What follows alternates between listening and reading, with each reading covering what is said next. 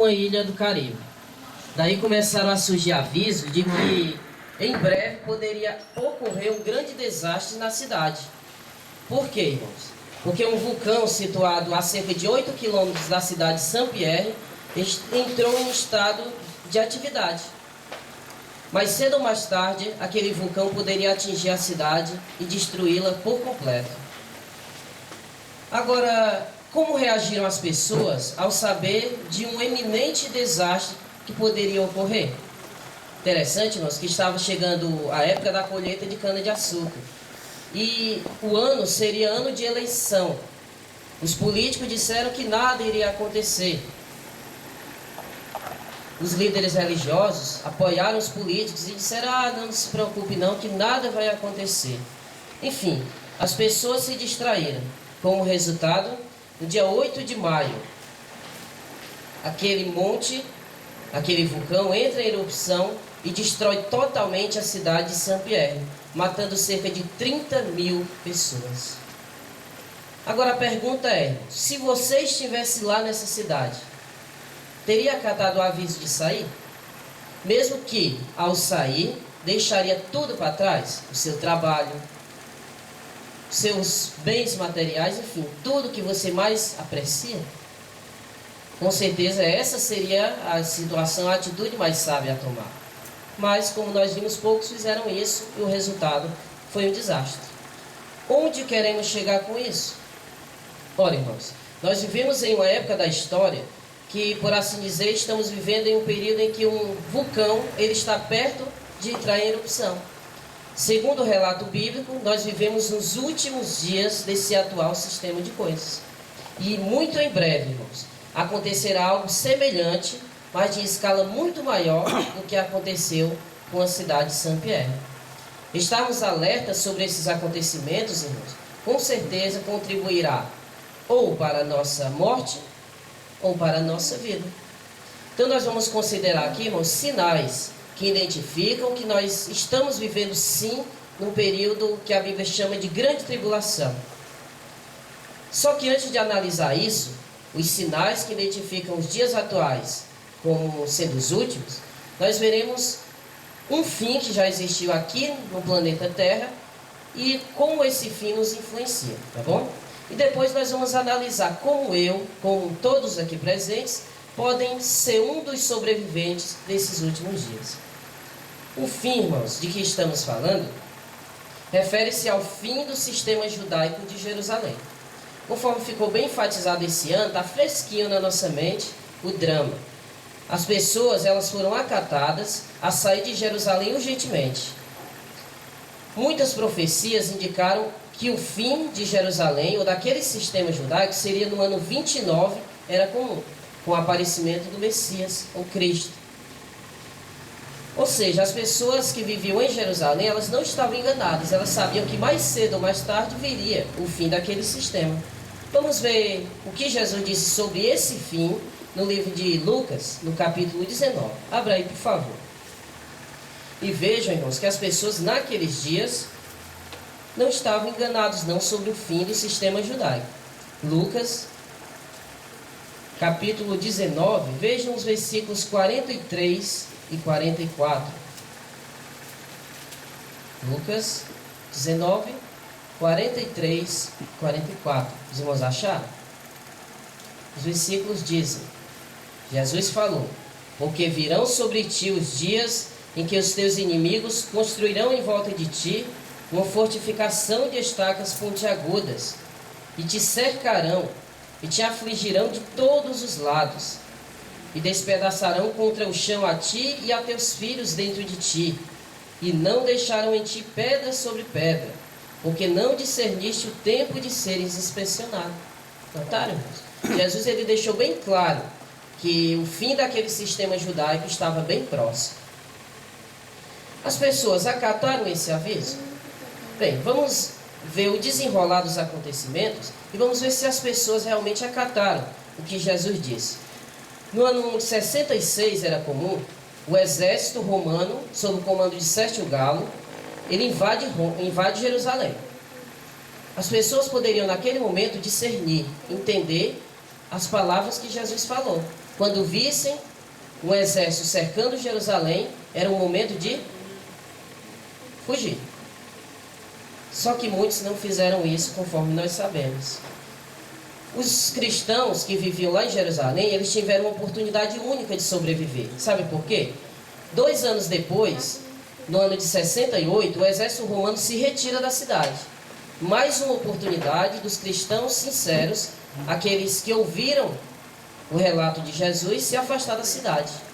Só que nós sabemos novamente que nem todos fizeram isso. Talvez não quiseram deixar seus bens materiais, alguns familiares. Resultado, no ano de 70 era comum, os romanos invadem Jerusalém e a destroem por completo. Viram só, irmãos, o resultado de não se acatar avisos? E o interessante notarmos, irmãos, que diante desse período, Jesus, no livro de Mateus, no capítulo 24, ele descreveu coisas que ocorreriam antes e durante o período daquela grande tribulação daqueles dias. Vamos ver, Mateus capítulo 24, é um texto bem conhecido, mas vamos examiná-lo de início, como essas palavras de Jesus, de Mateus, capítulo 24, se cumpriram lá em Jerusalém.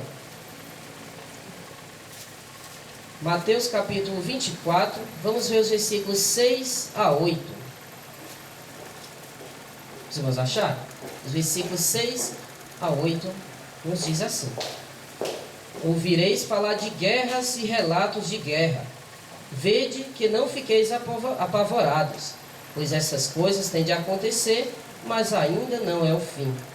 Porque nação se levantará contra nação e reino contra reino, e haverá escassez de víveres e terremotos num lugar após outro. Tudo isso, irmão, segundo a história secular e história bíblica, se cumpriu em Jerusalém.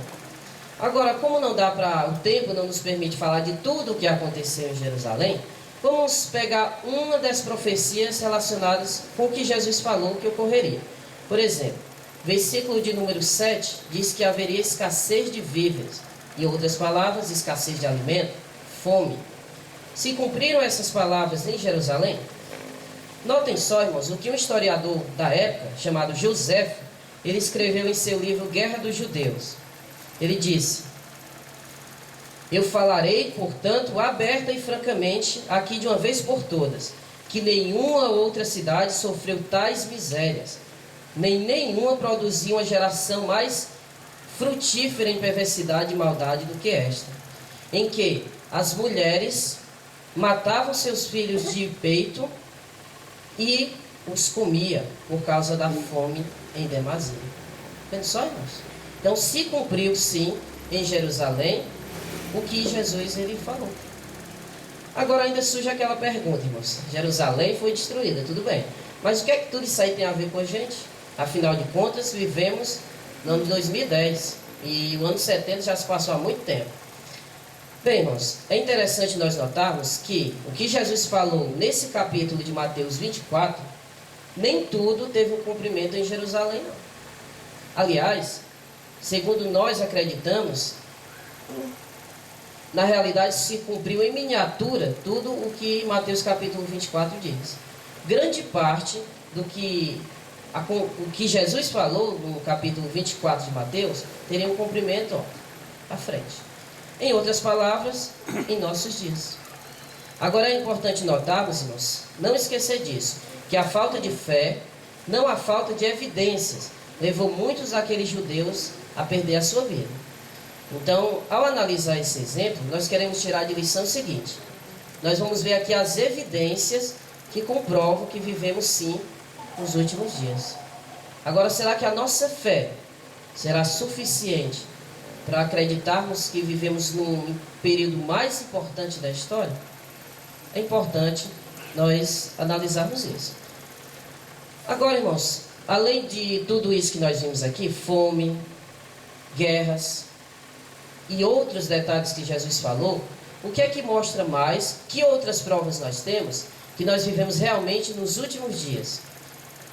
Segundo as testemunhas de Jeová mostram, a base da Bíblia, é claro, em 1914 começam os últimos dias desse atual sistema de coisas. Ou seja, irmãos, já se passaram 96 anos desde o início. Agora, o que nos faz crer que essas palavras não se referiam só a Jerusalém, é o que o apóstolo Paulo ele também falou em certa ocasião. Vamos ver? 2 Timóteo, no capítulo de número 3. E vamos analisar primeiramente o versículo 1. Por favor. Vejam só.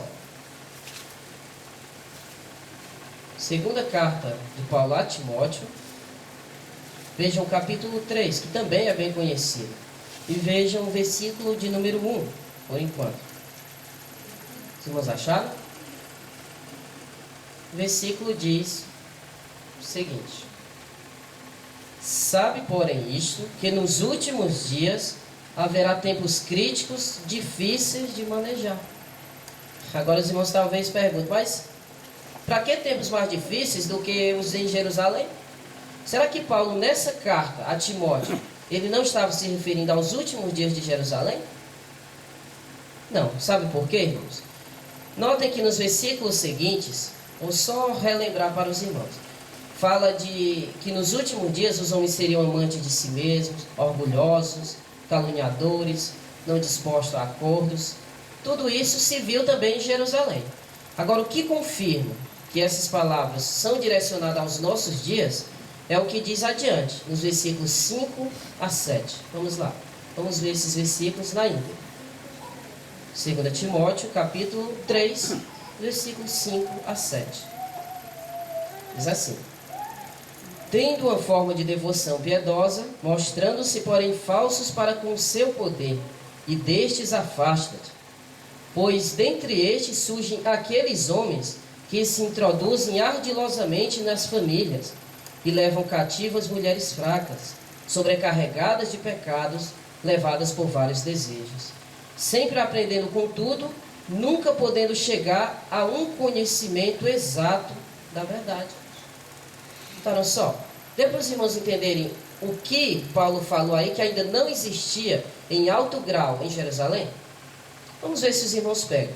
Por exemplo, versículo 7 diz que haveria um tempo que as pessoas não teriam conhecimento exato da verdade. Porque o versículo 5 nos diz que as pessoas teriam uma forma de devoção piedosa, teriam uma aparência de santo, mas que na realidade não são. Em outras palavras, irmãos, o apóstolo Paulo estava falando aqui da apostasia, que nos últimos dias seria enorme. E nós hoje observamos isso. Lá em Jerusalém não existia tanto assim. Aliás, podemos dizer com certeza que não existia. Só depois da morte dos apóstolos é que veio a apostasia em alto grau. Isso nos faz crer, irmãos, que vivemos sim nos últimos dias. O aumento da apostasia. Isso nos faz lembrar também outra profecia, lá de Mateus capítulo 13, que Jesus ele falou que em um determinado período, o trigo e o joio seriam plantados juntos. Mas só no tempo do fim é que iria separar joio do trigo. Então, irmãos, fica claro que esse joio é os que afirmam ser cristãos. A cristandade, que em Jerusalém não existia. Entenderam? Então, o aumento das religiões que afirmam ser cristãs prova que vivemos também nos últimos dias. É só observar, irmãos, os resultados dessa apostasia no mundo atual. As desgraças que a cristandade tem causado. É só lembrar, os irmãos lembram bem um período da história chamado de Santa Inquisição, que a igreja queimava as pessoas vivas. Isso são provas de apostasia, que os cristãos verdadeiros jamais iriam fazer isso. E atualmente nós observamos casos de pedofilia entre membros da igreja, enfim, tudo que não presta mesmo. Então tudo isso prova que realmente vivemos no período que a Bíblia chama de últimos dias. Ficou claro na mente de todos nós que não há tempo a perder. Conforme já dito, 96 anos já se passaram desde o começo dos últimos dias. Agora outra perguntinha que surge é: o que nós devemos fazer para sobreviver? Aliás, esse é o ponto alto da nossa consideração. O que nós precisamos fazer para sobreviver?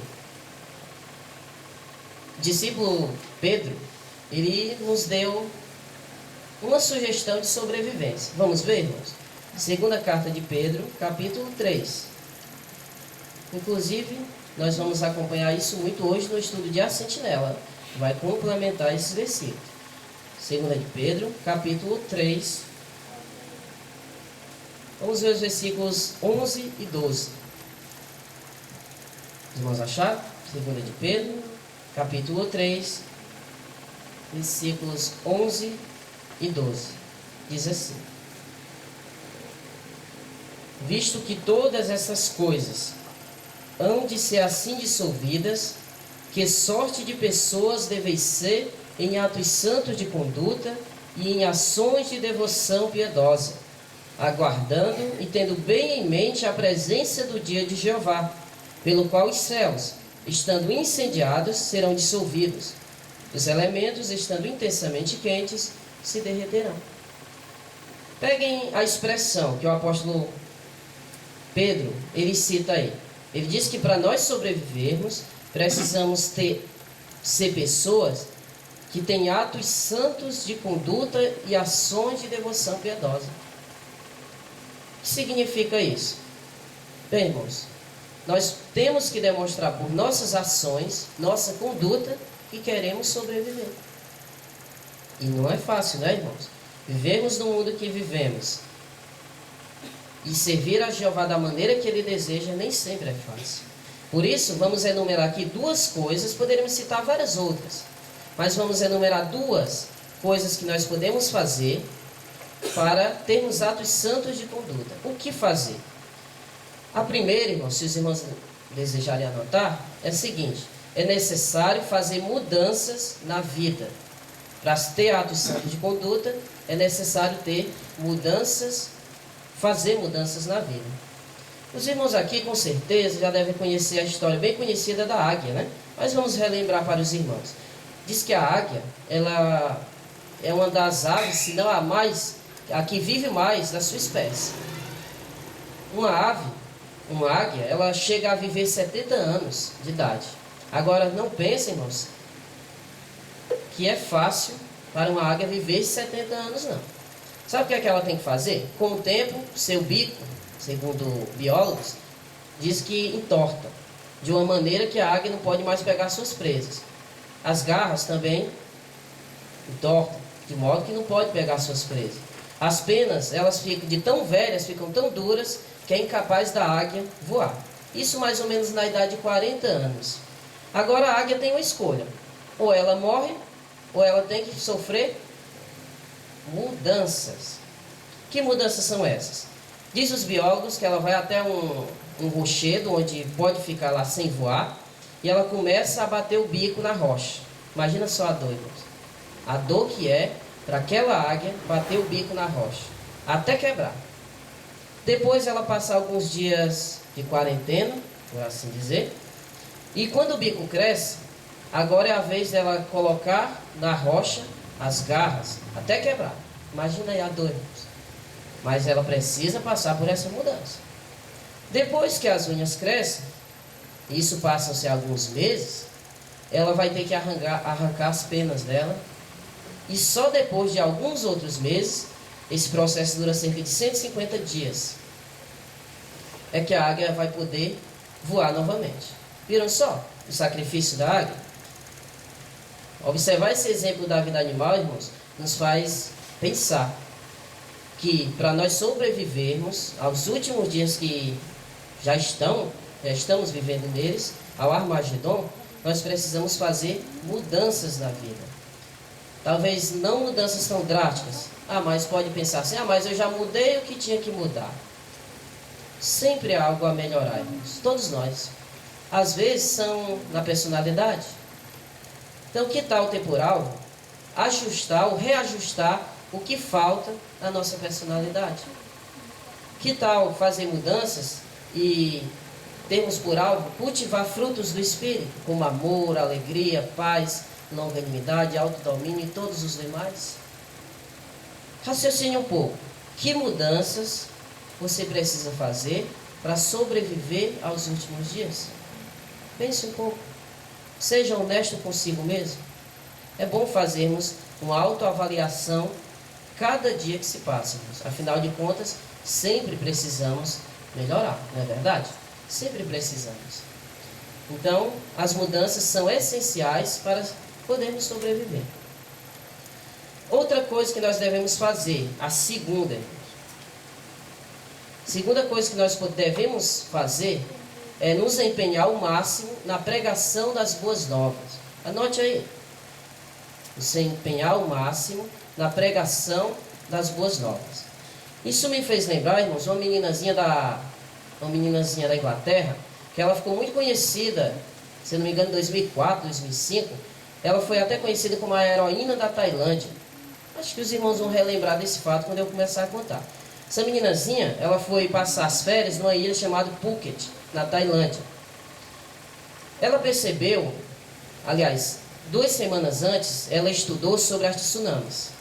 Ela estudou que, antes de um tsunami vir em escala forte, as águas recuavam.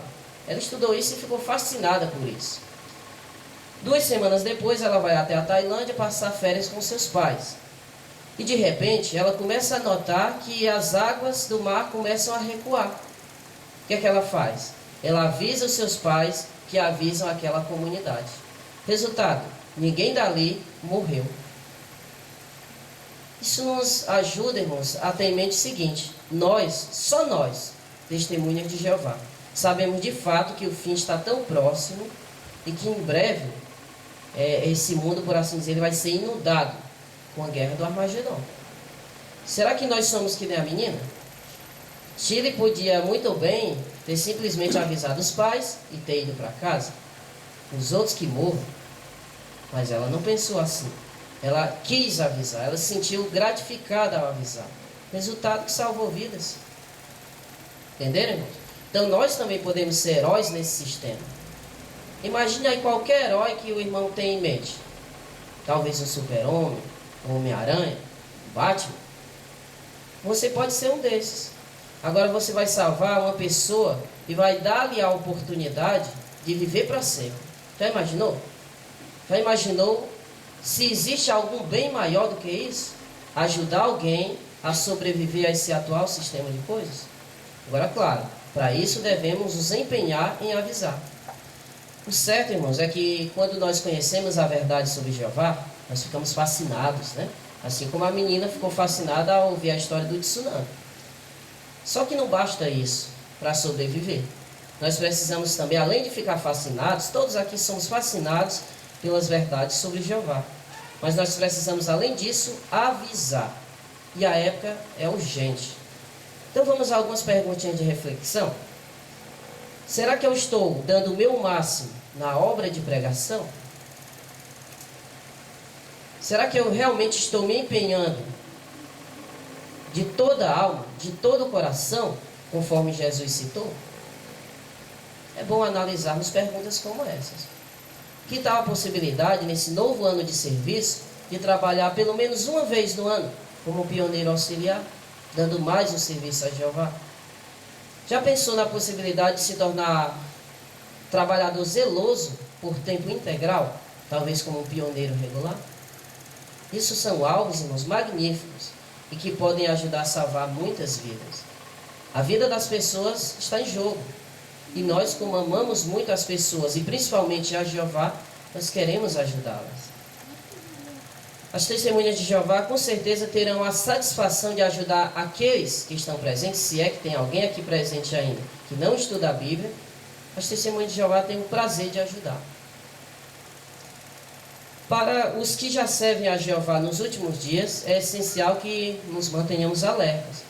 Não fiquemos preocupados demais com as ansiedades da vida diária. Vamos ver o que Jesus ele falou no capítulo 24, ainda de Mateus, no versículo 42, por favor. Mateus, capítulo 24.